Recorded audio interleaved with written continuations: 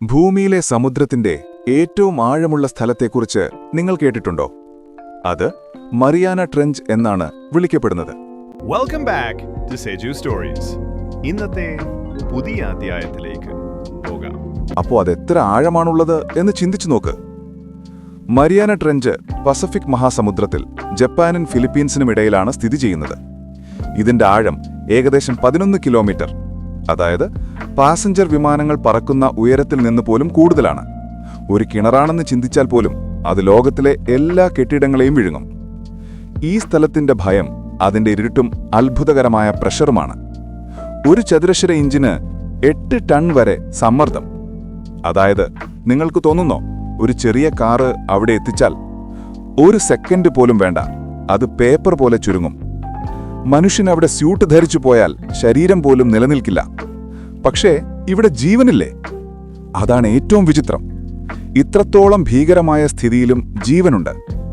Bioluminescent മത്സ്യങ്ങൾ, സ്വന്തം വെളിച്ചമുണ്ടാക്കുന്നവ, glass പോലെ സുതാര്യമായ ജീവികൾ, ഭീകരമായ പല്ലുകളുള്ള മത്സ്യം, ഇവയെല്ലാം ശാസ്ത്രജ്ഞരെ അത്ഭുതപ്പെടുത്തുന്നു. ചില ജീവികൾ ഇതുവരെ മനുഷ്യർ കണ്ടിട്ടില്ല. ചിലത് വീഡിയോയിൽ പകർത്തിയിട്ടുണ്ടെങ്കിലും ഇപ്പോഴും അവയെപ്പറ്റി പഠിക്കാൻ കഴിയുന്നില്ല.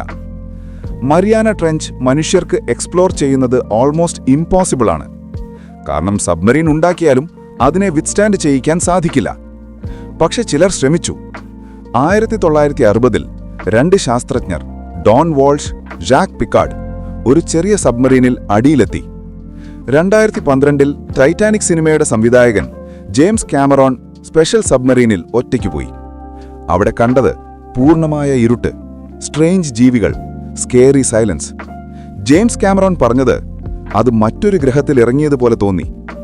ശാസ്ത്രജ്ഞർ പറയുന്നത് ഭൂമിയുടെ 95% സമുദ്രങ്ങളും നമ്മൾ ഇപ്പോഴും എക്സ്പ്ലോർ ചെയ്തിട്ടില്ല. അതിലേറ്റവും വലിയ ചോദ്യം, മറിയാന ട്രെഞ്ചിന്റെ അടിയിൽ എന്താണ് ഒളിഞ്ഞിരിക്കുന്നത്? പുതിയ ജീവികളോ? പുതിയ റിസോഴ്സസോ? അല്ലെങ്കിൽ നമ്മൾ അറിയാത്ത ഭൂമിയുടെ രഹസ്യങ്ങളോ? ഇന്നും ലോകം അതിനുള്ള മറുപടി തേടുകയാണ്. മറിയാന ട്രെഞ്ച് നമ്മോട് പറയുന്നത് ഒരേ ഒരു കാര്യം: നമ്മൾ എത്ര ടെക്നോളജി ഉണ്ടാക്കിയാലും പ്രകൃതിയുടെ രഹസ്യങ്ങൾ ഇപ്പോഴും അനന്തമാണ്. കടലിന്റെ അടിയിൽ നമ്മൾ കണ്ടിട്ടില്ലാത്ത ഒരു ലോകം ഇന്നും ജീവിച്ചിരിക്കുന്നു.